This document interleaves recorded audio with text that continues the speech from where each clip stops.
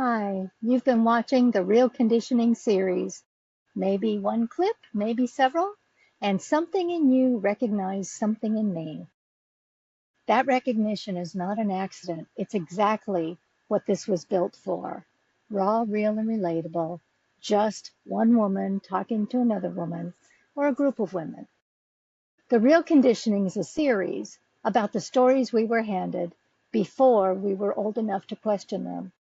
The ones about how to speak, how to take up space, how much space to take up, how to use our voices, in what company, with what words, how to keep the secrets, which secrets were worth keeping and which secrets needed to be told. Most of us have been running on those stories for decades without realizing that they were never ours to begin with.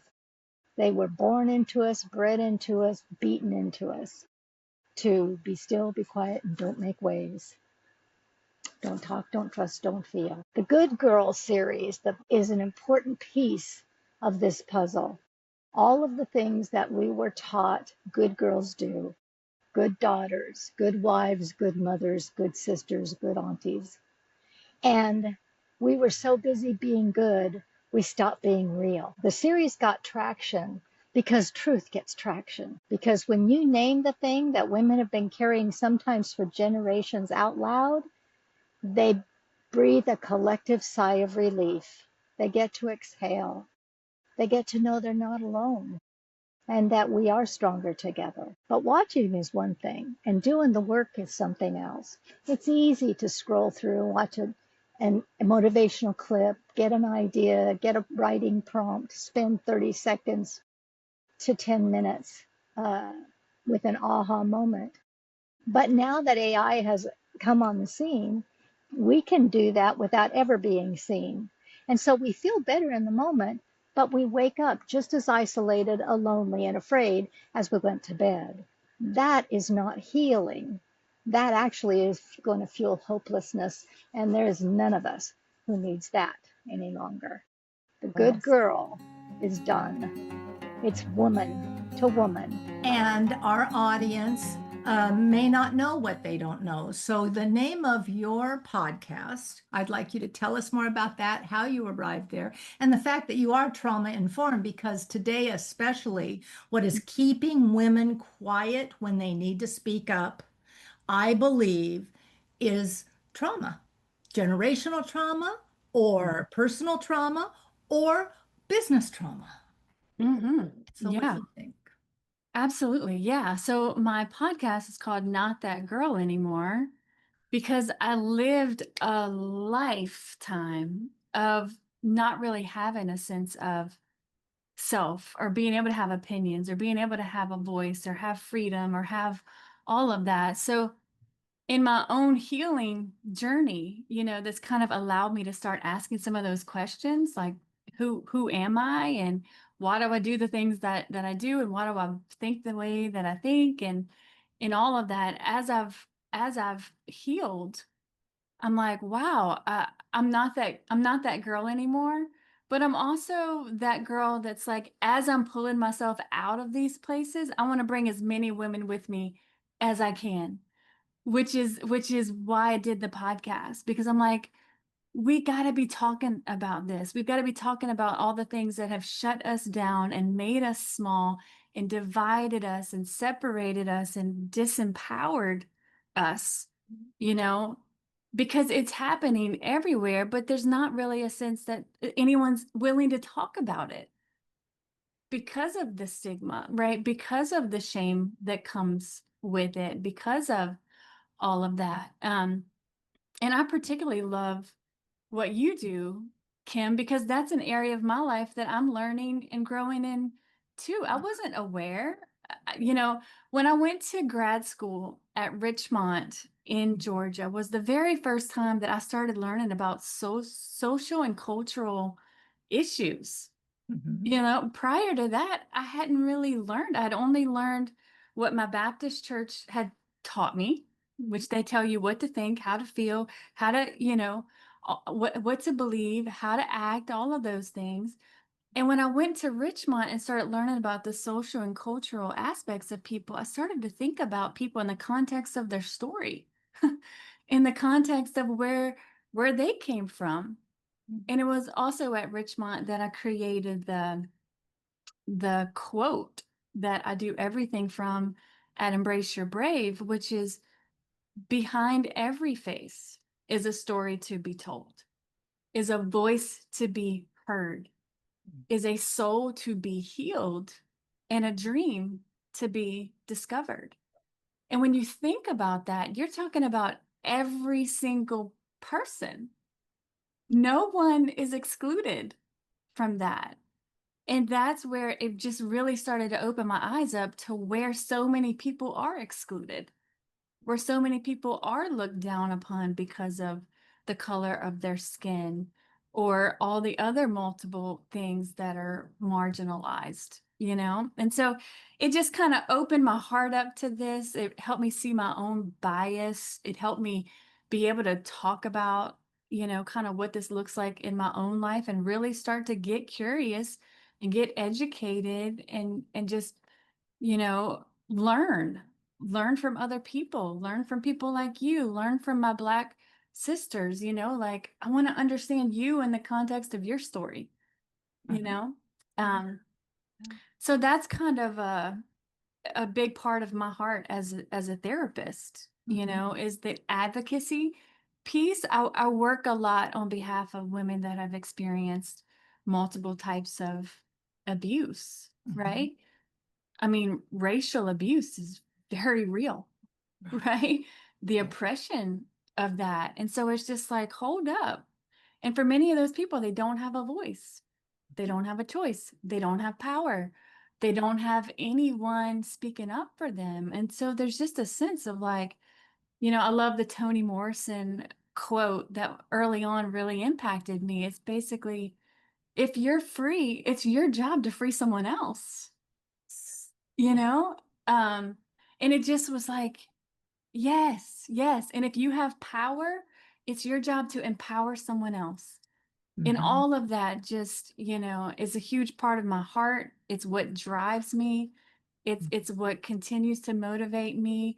There's so many women suffering. There's so much oppression out there. There's so much a war on women, the racism, the all of the types of oppression. It's just like, okay, we've got to fight, you know, like we got to speak up. We've got to, those of us that can see clearly got to, you know, more and more clearly as the clouds are, you know, as the smoke's starting to clear and you're like, holy cow, it's a mess out here. You know, we've got to be start being a part of the healing. And that's my heart. I love it. And you bring this wealth of education and information, but your own personal journey as well. So I want to start with your Baptist because I've been deconstructing my whiteness now for about 4 months, legit. And it's taken me through every layer of conditioning ever. So, you know, I thought I deconstructed religion and stayed with spirituality, but now I find out it's all steeped in It is. caste system. It So is. and along the way, I've always been a person, people either love me or they hate me. But the more vocal I am, the more they either really love me or they really hate me. And you know what? You almost just have to embrace it, right? Yeah. The hater's gonna hate, you know? But you know what? It's like now that we're speaking out, we're honoring ourselves now, right? Like the cost that we paid for trying to please everyone else out there and make them not hate us, you know, it was the cost of us. It was Yes. losing us. Yes. And that's just not a price I'm willing to pay anymore. Mm. It's not living. It's not authenticity. It's not being fully alive. You know, it's really truly living for everyone else. And that was our conditioning, by the way, when you go back to what you were saying about the Baptist church that I grew up in. It's a whole system, right? And now when I think about it, it's like, it's almost like, You walk in the door, you check your brain out at the door, right? And you Right. walk Don't in and question. they Mhm. tell you who you are, what you're worth, what you're supposed to think, how you're supposed to feel, what to think about politics. Mhm. You learn about all the things that aren't said, the things they leave out, those become important things too, right? And then, by the way, be afraid of everything out there that's not us. There's a Mhm. real sense of uniformity versus unity. They want Yes. everyone to think the same, believe the same, do the same. And if you don't fit in this little box, then you're an outcast. Mhm. Well, for me as a little girl, I just wanted to be good. I just wanted to be like, if they told me this is what you do to love God, I'm going to do it like 10 times more. Yes. Like if they say Uh, witness to 5 people, I'm going to find 10. yeah. I just was always kind of that girl that gave her whole heart to something. And, I think that's why deconstruction is, people have such a misunderstanding of it. The people that are deconstructing are the people that their heart and soul was dedicated to what we were taught. Yeah. And now we're realizing you lied to me. You you controlled me. You manipulated me. You took advantage of me. You took Mhm. advantage of my kindness. You took advantage of my heart to serve, and all of this for the purpose of your own power. And now I'm deconstructing everything, like you said, right? Because with deconstructing, you're just saying like, well, why do I believe that? Yep. And why do I think that? Why do I believe that? And does that actually fit with who I am Yeah. as a person? Mhm. But the work that's got to be done before that is we got to know who we are Right. because we don't know who we are. Yeah. And that's where I see a lot of the ladies that show up on my couch. Mhm. Some type of crisis has finally gotten them in there on the couch. But when you ask them the question, who are you? There's like, I have no earthly idea who I am, Right. because we've been taught to say, I don't know. Who do you need me to be? And I'll be that. Yes. Yep. Right. And who do Right. you need me to be? And who do you need to be? And Uh-huh.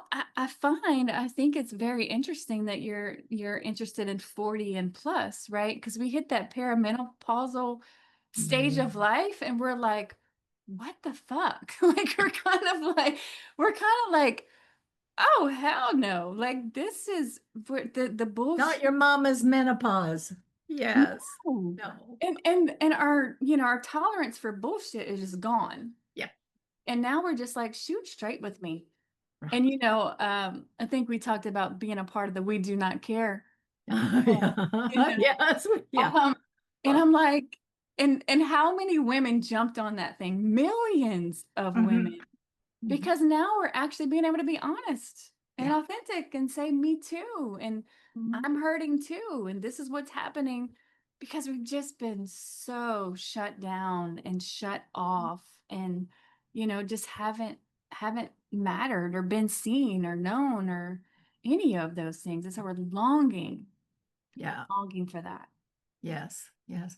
I just had a conversation before this session with someone who wants to do a collaboration, and I said our part would be one collective voice evolving, and you are an Mm. example to me of Mm. what is happening because where the generational difference, but also just the I am up to here with the bullshit leadership. You know? True. I'm not staying silent anymore because it never worked. And in fact, the quieter I am, the worse it gets. And the more that we link arms and join voices and speak up, that is the one last best hope that women bring to the world. Amen. Amen. It's true. Mhm. And you know what? That is our power. That's Yes. why they've worked so hard to keep us divided, right? Uh-huh. Because they know when we find each other and we link arms that we are better and stronger together and we're going to become unstoppable Yeah. because we've been conditioned against each other, right? Yes. We've been Oh, pit up against each other, saying that's your enemy. And when we recognize we are not each other's enemy, right, the enemy is the one up there that's controlling both of us, right, right. right? And Yeah. when we can see that and realize, oh, actually, we're better and stronger together when we lift each other up, Mhm, and when we're bringing each other with us to that place of mhm. more power, more freedom, more living, you know, then the whole world improves, right? Can you brainstorm with me some of the ways that we have been kept separate? Because as I'm doing my deconstruction, I said, I know that my team thinks, oh, there she goes again. She's on a rabbit trail. Oh, there she goes. Because every Monday I have to write a new article. And it seems Yeah. like every Monday there's another thread because something else has come across. So Yeah. I had Evelyn Tribole on as a guest recently. She dropped last week, Mm. co-author of Intuitive Eating. And Mm. we talked about racism and about marginalized communities and about women and voices and the fact that the body types, the Mm. how racial stereotyping and how these white, thin, blonde-haired, perfect bodies became the model Mhm. that caused people like me to waste 40 or 50 years of my life Yeah. because you tell a little girl who's 10, you'd be so pretty if, all Mhm. right? Or Mhm. or no boy will want you if, or whatever that Mhm. programming is. Yeah. And so we judge women. If women aren't talking about the last diet or the cheat or the macros or the clean Mm. eating or whatever it is, they don't, that's how they bond. When you Mhm. stop talking about that, you don't have a place in the circle. Yeah. Okay? Yeah. Yeah. And I'm not interested in that. Right. Or in body typing. Yeah. Yeah. But that's part of the cultural conditioning, right? Mhm. You got to look a certain way. Right. You've got to think a certain way. You've got to do a certain thing. Everybody's got to look the same. Everybody's Right. got to be the same, you know? Mhm. And Mhm. if you're not that, then you're less than, and you're Mhm. not enough. And it's Right. part of Right. that conditioning. Even like with purity culture, Uh-huh. you know, I don't know if you Yeah. grew up in that or No, but I not. raised children in it. I did. Yeah. And me too, you know, and I'm just like, no, you know, once again, it's like we are devalued. Mhm. We are, you know, sexualized, or we're made Right. to be blamed, you know, Mhm. or held responsible for men's thoughts, Mhm. men's behavior, Right. you know, and The way it's you just dress. more and more making women Mhm. smaller, Mhm. less important, you Mhm. know, less valuable, and more there to be used and abused Mhm. and twisted into all the different things that you know, are supposed to be. Mhm. Um, and Yeah. so it's just it's rampant Right. in our in And how does that reveal itself in the workplace?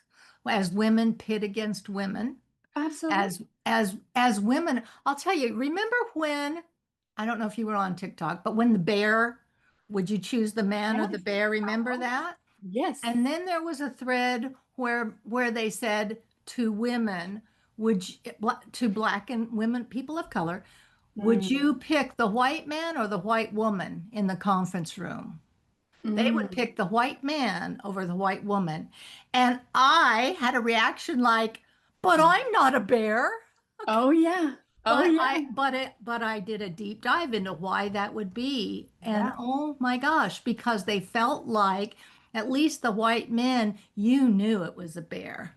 But the Mm, white women come camouflage. They act like they're friends or allies or whatever. And then when it comes to you or them in proximity to power, it's them. mm. Oh You wow. get blindsided because you trusted them. Yeah. The betrayal. Yeah. Absolutely. Yeah. As women, you know, as women. And Mhm. sometimes in order to get the acceptance of the men, Mhm. then we will betray our own, you Yes. know, our own fellow sister. Hmm. Right. I think And that we are raised part, that's also part of the conditioning because I remember at my mother's knee. Men can't be trusted. They only want one thing, da, da, da, da. So here's what you believe about men. But the other thing you believe is you don't trust anybody outside this family. You don't talk about what happens in this family. And boy, women are the worst. You get a woman boss, that's going to be the worst thing ever. Oh, yeah. So we are steeped in distrust and Absolutely. insecurity and Yeah, trauma absolutely. And misogyny, and misogyny. right? Define that word. I said that word and made some white executives really uncomfortable. I mean, it's just that, I mean, for a lot of us, it's internalized. It's this sense that we are less than, or we are, there, it's something against women in general, like a hatred for women, Yeah, yeah. That just comes because out in all they're kind a of woman. Yeah, politically correct ways. Yeah, yeah. right. You're And then you get called a overreacting. feminist if you're on the other side of that, which just means you think women matter. It's like, okay, then call me that, but like you're a woman. Why don't you think that women matter too? Mm, It's another one of those things where the culture has taken a word and defined it in their own way, yeah. and just like the term woke or whatever, that was meant to be a positive thing. You're Right. awake to something. And then we made it something negative, Yeah. and then as soon as you hear the word, you get shut off. And Hmm. so it's just another one of those, another one of those things that culturally has just kind of tried to once again tell us how to think, how to feel, how to do, how to be. And Right. we've just fallen for it Mhm. because we haven't done our own education. We haven't done our own healing. We haven't done, our own, what do I think? What do I believe? Like, for example, right now, there's a lot of things out there that call themselves Christianity that looks nothing like Jesus, Yes. Yeah. right? Because Jesus is about love.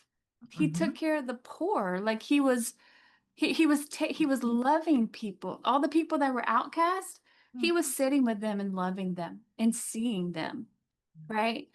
But if we just go with the flow of what everyone else is saying, what Christianity looks like, and we're not connected to ourselves, and we're not having that sense of, wait, am I okay with someone being treated this way? Is this me being loved by seeing something like that happen and not saying anything? Hmm. Especially in the world of like racism, we've been conditioned as white women to not see it, Yes. to not Don't see it. look. Hmm. And even when you say it to people, they're looking right at it and still won't see it. Hmm. You know? And I do believe that was a conditioning early on in the religious world of how they did things, even use the Bible to like justify a lot of this thinking. And Right. still, and we just took it all in. That's like I said, we just checked our brain at the door and said, okay, sure, we believe. And that's where I think the betrayal piece comes in, because we trusted those people. We Yes. believed they had our best interests in mind, right? Yes. And then they said they spoke for God. And Hmm. so even more so, we had to trust them, right? Even Yeah. more so, well, and now I'm going to have more shame about what's going on inside of me because now God feels the same way about me as these people do. Hmm. And so there's just so much that we're up against that we are trying to deconstruct from that has impacted every single part of our life. And there too, you talk about betrayal, any trauma is breaks trust. Trust is Absolutely. broken. So, okay, let's start there. And if Yeah. trust is broken, once I work with people, I tell people trust is an inside job. I will never trust anybody else based on my experience. But when I Mm-hmm. I trust myself to move in the world in a way that keeps me safe. I Mm-hmm. trust myself to know how to address a toxic Mm-hmm. system or a toxic personality. I've got me. Mm-hmm. Then I can trust other people because you can't break me Exactly. because it's an inside job. But how, Miss Professional, do women start to learn to trust that small, still voice, their intuition that they were taught from the beginning not to trust, not to listen to, do as you're told, not as, whatever it is. Yes, How is yes. that? Um, and I think this is one of the most wounding things of the church Uh, is when you teach people that they can't trust themselves, which creates that divide, right? And as a trauma therapist, I work a lot with trauma, and the essence of trauma is disconnect from yourself. So with trauma, it's not the events that happened, right? It's not the things that happened.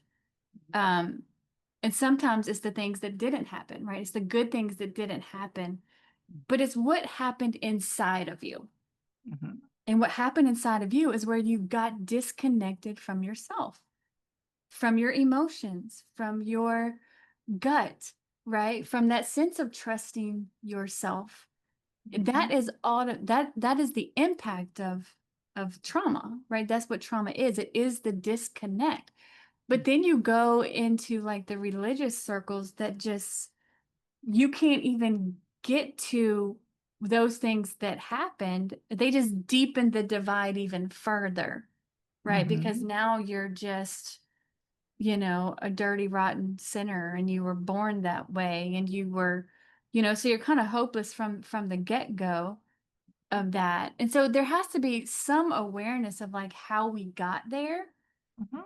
But then when I'm working with women, I'm helping them see, when I teach them about what happened with trauma, and then we're going to look back and say, where did we lose ourselves? Right? How old were you when you stopped trusting yourself? How Oof. old were you when you felt like you had to abandon yourself in order to survive? And Mhm. then we start opening up that curiosity and that compassion where we're actually going to start letting the little girl in you start telling her story Mhm. and to be seen and known and loved because back then that's what she needed and she didn't get that.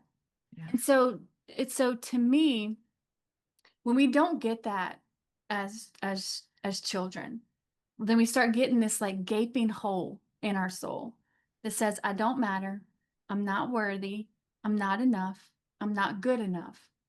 And then what we do is we go out into the world and try to prove that we are.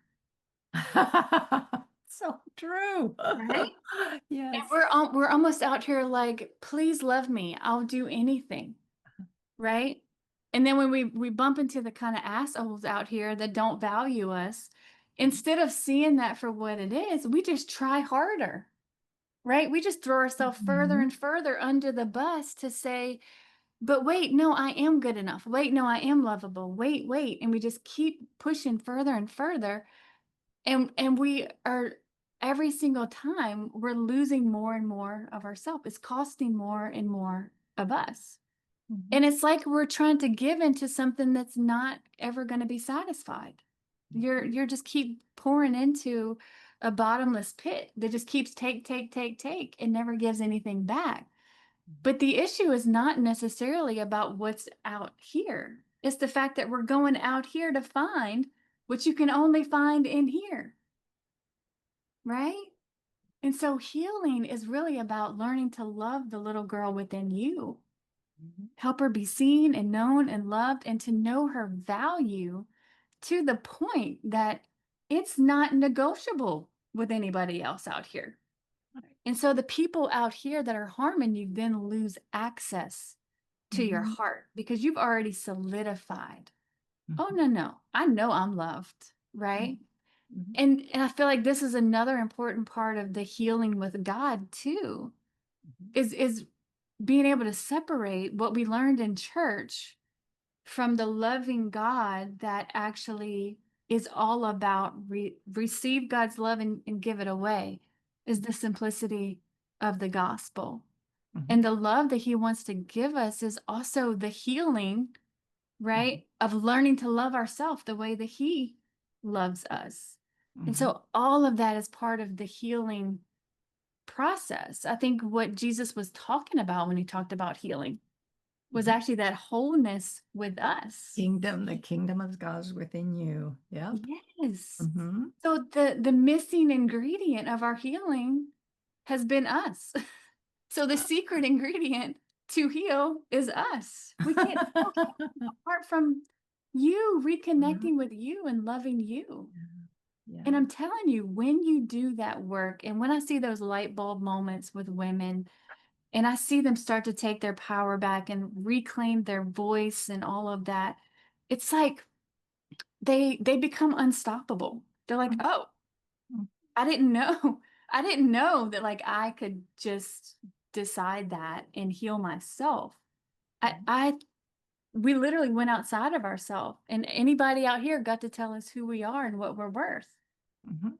right? And we use that analogy of we thought we had to just go throughout life and hand our pen over to everyone else and say, here, you write my story. Here, you tell Mm-hmm. me who I am. Here. And therapy and healing is about taking your damn pen back, right? It's like, oh, Yeah. wait, actually, this is my story. You Yeah. don't get to tell me who I am, right? These experiences in my life don't get to define me. Right. I get to decide what that looks like in the life that I want to Mm-hmm. live and the healing that I want to do versus being so controlled by something outside of you. Mm-hmm. But we didn't, but that was our conditioning. Yeah. So that too is like it's part of the undoing, the Mm-hmm. unlearning. So much of therapy is unlearning the Mm-hmm. unhealthy things that we were taught and relearning what is healthy. We don't even know what healthy is. We thought Right. it was healthy, Right. right? Like, We're guessing at what normal is. Yeah. absolutely. And you don't know what you don't know, Yeah. right? Right. But then when you know different, you can do different. Mm-hmm. And that's the compassion that we've got to begin to treat ourselves with. That curiosity, that compassion, that grace, and that sense of like, instead of hating ourselves and shaming ourselves Mm-hmm. because we've been conditioned in these ways, you Mm-hmm. know, how do we start looking at you with compassion and understanding? When you recognize that you were probably like 5 years old when you first had to abandon yourself, Yeah. then Yeah. how are we going to? Survival. Yeah, absolutely. Yeah. Yeah. How are we going to treat that 5-year-old? Yeah. There's a process of seeing her and knowing her and loving her and bringing her home, Mm-hmm. reparenting her, Yes. Yes. right? Uh-huh. Um, One of the first things I do with my clients when they're kind of starting that healing journey is I have them go find pictures of themselves as Mm-hmm. a little girl, Yep. all different ages and stages. And it Mm-hmm. just starts them reconnecting emotionally with that little girl because we've been so disconnected in order to survive. Right. And so that's kind of the process is really empowering them to reconnect with themselves and realize that they already have the power that they need. They just didn't know they were allowed to, or allowed to use it. Mm-hmm. Uh, One mega church pastor one time said that, you need community fellowship, stay in fellowship, you need community, da da da da. And it was like, that's like when you go to a workplace and they say, well, we're just a family here. And I'm like, yeah, what kind of family? is I this need another toxic family like I need a hole in the head. So, exactly? so I realize it is not community. We are shamed in community. Yes. We heal with connection.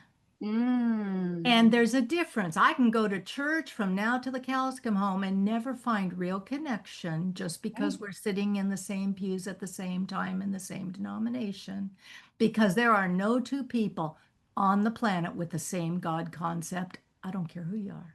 It's true, and it's not supposed to be.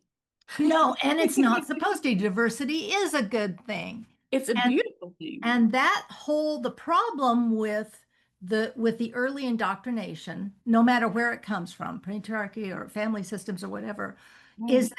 is that you whoever the authority figure is in your life, that is your first God concept. It's true. The first one. So Mhm. if you have a raging dad, you have a raging God. If you have a passive mom, you have a passive God. How it is. And I Mhm. remember the work I did early on when I took like layers over that. To Mhm. what extent do you really believe God is loving, kind, whatever it was, good and Yeah. bad traits?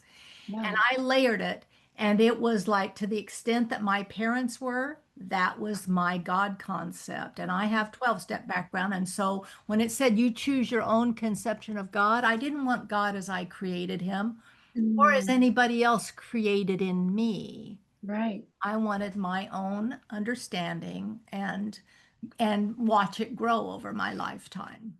Yeah. Yeah. But Absolutely. that trust gets broken before you even know there's a trust to break. So true. Yeah. Yeah. Yeah. Well, because you're viewing these people as God. I mean, you're viewing these people as they know everything and they're right and Yeah. they're, and so whatever it is that they present to you is all you know. Mhm. So when And you as a professional and people come into you now, do Mhm. you do group work so they get connection in group? Do you do individual, both? How does this I work? do. Yeah, I like to recommend both of those things, Mhm. right? Because there's a sense that I want you to do your deep inner work where you're reconnecting with yourself, Mhm. but I absolutely believe that we heal in that safe community, right? Mhm. Where we make those safe connections, like you're saying, Mhm. because there's not a sense of really healing alone. Right. We need we need each other. And I know for me, that was a huge part of my healing. I thought I was the only one. Right. I thought that I was, the only one struggling in my marriage. I thought I was the only one that, had any of these internal issues with anxiety or whatever, because no one's talking about it, you Right. know?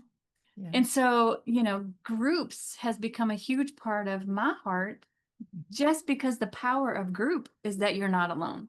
Like, Uh-huh. and then the stories represented in the room Mhm. and listening to the stories and hearing, like I'm not alone. I'm not the only one. And then sometimes with group, you have people in there that have been in it longer. And Mhm. so you get like hope and inspiration from people because they're like, oh, well, they're doing better. They've taken their voice back and their power back. Maybe I can too, Mhm. you know?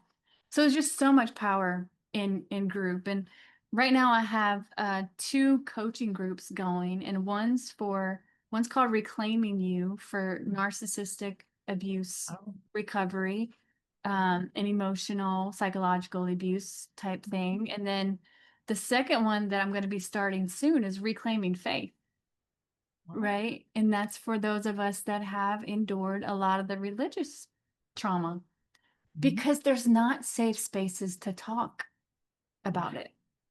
Right. So you're making safe space online or in person? Both. So I have a free group every month. There's Mhm. a free group just called Brave, and it's really a place where people can come and just be seen and known and heard and valued. Right. Mhm. And we're learning how to do healthy relationships in this space. Mhm. But then I have the coaching programs that are all online. Mhm. And I wanted to do that because I wanted to reach more people. I wanted Uh-huh. people are everywhere suffering from these things. And when you find people that actually really understand and truly get it because they've been through it or because they're in it right now, Mhm. there's just kind of nothing like that, Mhm. finding the safety and that sense of like, you get me, Yeah. we get each other. And with Right. narcissistic abuse, there's a sense of if you haven't experienced that, you're Oh, not going to understand it, you know? mm-mm. Yeah. And so, really, I find that to be really important. Mhm. So they're very focused, which helps them stay safe. And you Yeah. must have group rules or group Yes. norms that do that. What Yeah. about the platforms you choose to do it on?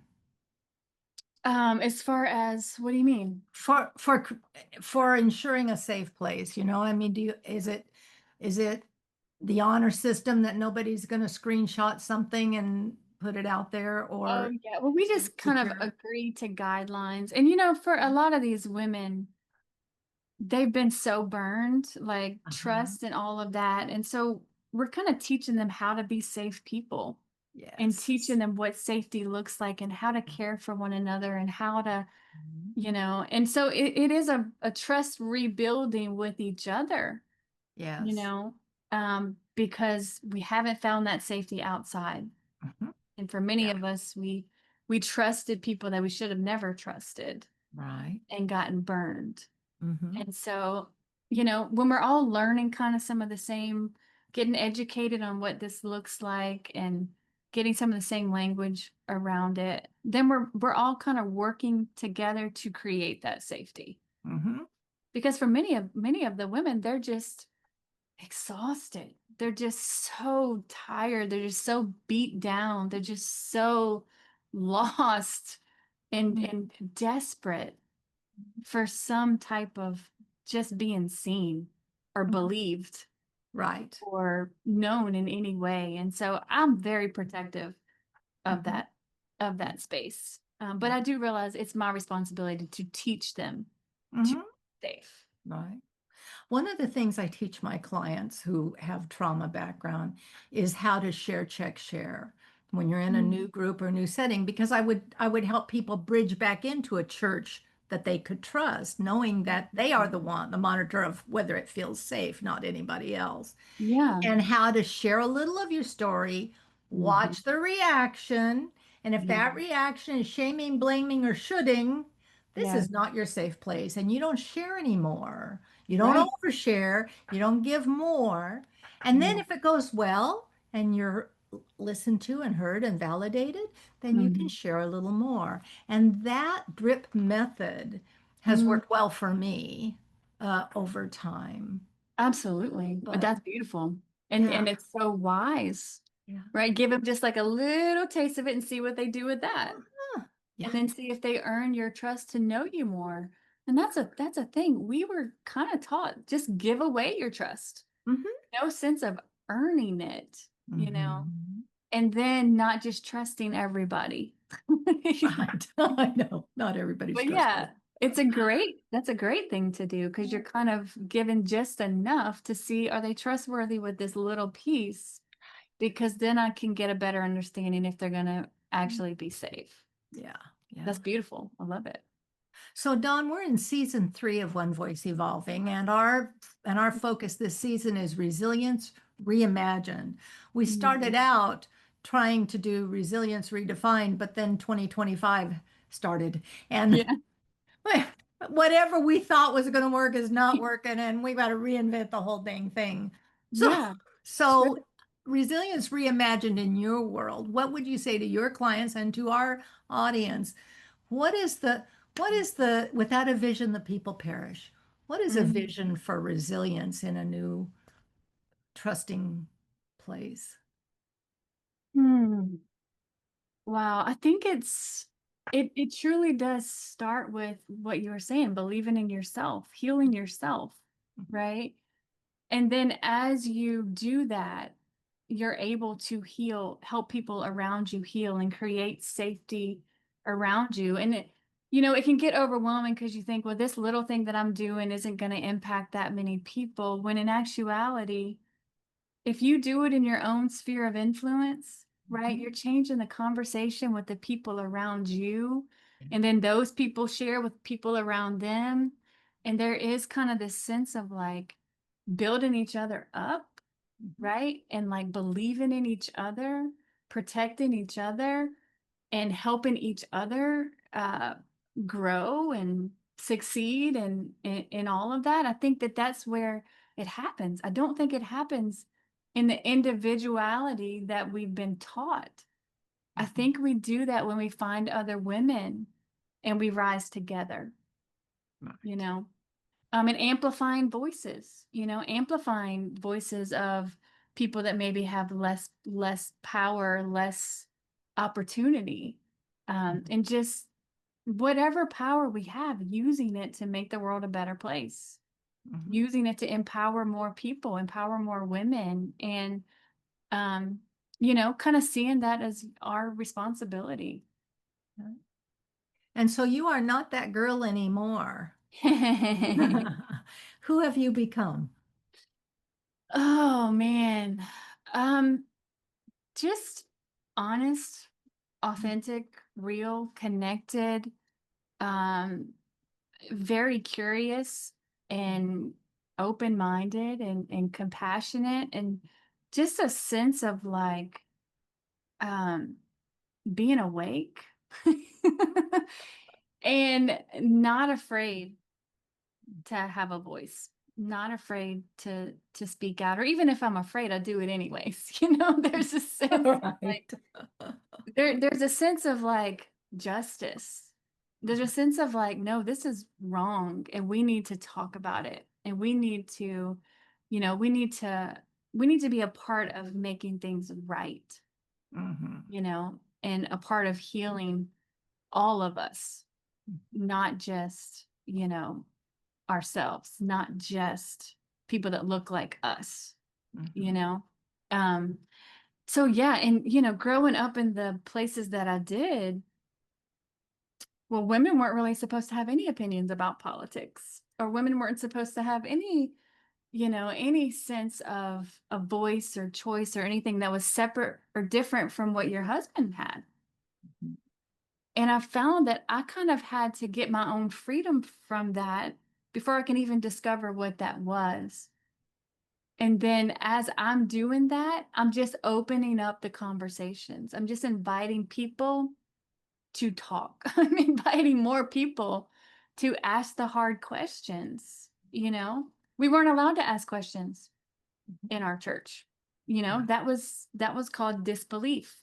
You can go to Mhm. hell for that, right? It's like, Yeah. it's almost like, oh my gosh, like I just want everyone to know that that's not true, and your voice matters, Uh-huh. and your story matters, and you individually matter, and like we need you. We need your voice out here. Your healing matters. Your dreams matter. Like there's just a sense of like, no, no, no. I want every woman to know they matter, and that their unique voice and story and gift we need. We need that in the world.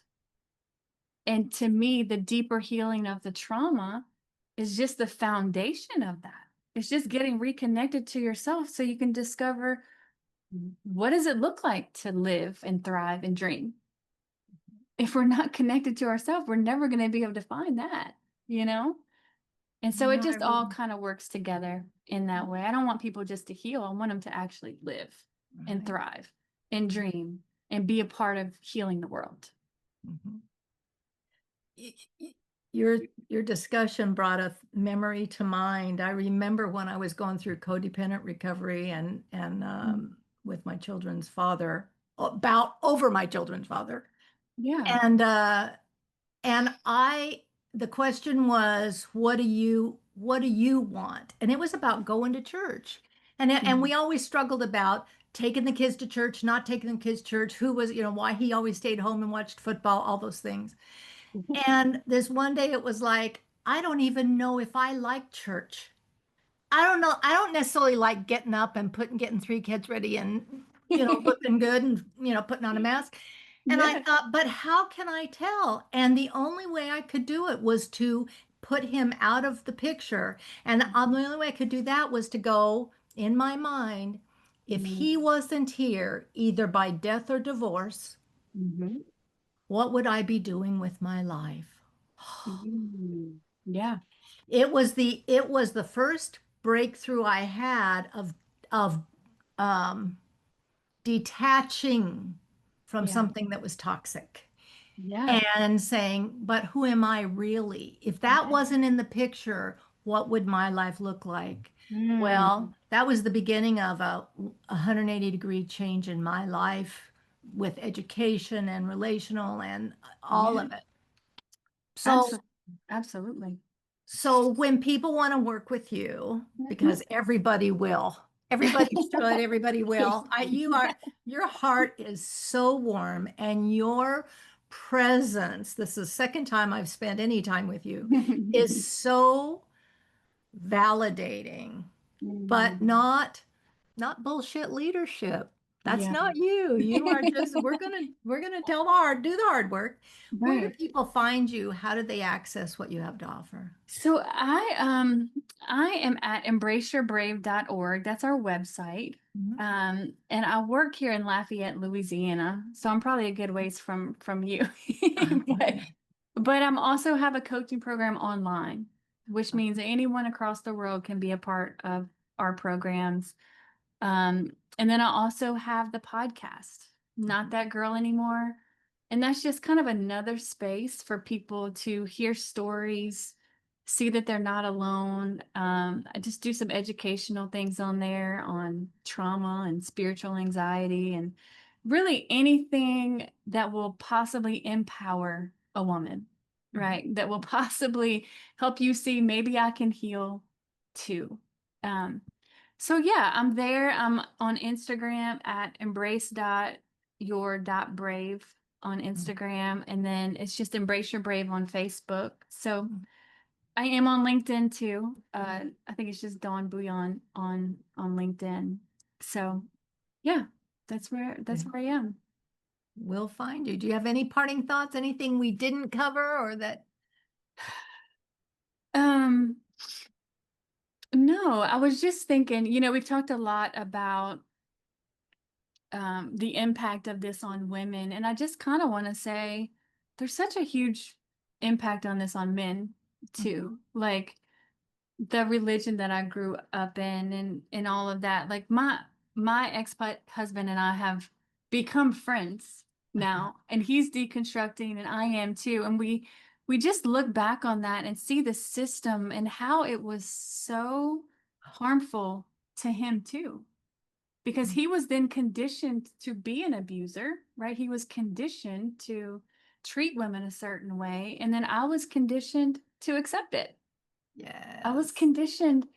And so it's so beautiful now to be able to have those conversations with him and see it's such a disservice to all of us, this oppressive system, you know? But I'm truly grateful when I find people that are deconstructing and that are allowing themselves to have those deeper conversations, not because we have all the answers, but just because we're open to having the conversation, and just discovering, what does it look like for you?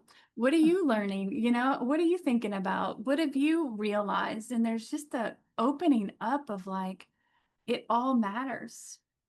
And we all have wisdom that we can gain from each other if we take the time to listen. And I just want to invite everyone to that conversation. I want to tell everyone, your voice matters. We care. We want to hear it, you know? And I just say, you're worth whatever it takes for you to heal. And I do believe that there is an awakening happening right now where more people are waking up. More women are waking up and not putting up with abuse and not just falling in line. And I just invite you to join that, like, don't think that you're the only one and that you got to do this alone. Find people like us that are going to help you along the way to get to wherever you want to go. Yes. Yes. Thank you so much, Dawn. It's been such a pleasure having you today. Fireside chat time. That's why the Cove exists. The Cove is an opportunity for women from all walks of life and all backgrounds to come together and question the stories we were handed, the lies we've been told, and the lives that we've lived in response to that. It's a community and a practice space for women who are done performing a version of themselves that was built for someone else's comfort. It's where the real unconditioned voices live, where you find it, you use it, and you learn to trust it. I'm inviting women who are tired of shrinking in rooms where they belong. Women who have the expertise, the experience, and the life behind them, but still hesitate before they speak. Women who know something is ready to shift, but have not had the right container to shift it in. If that's you, the Cove is where we go next.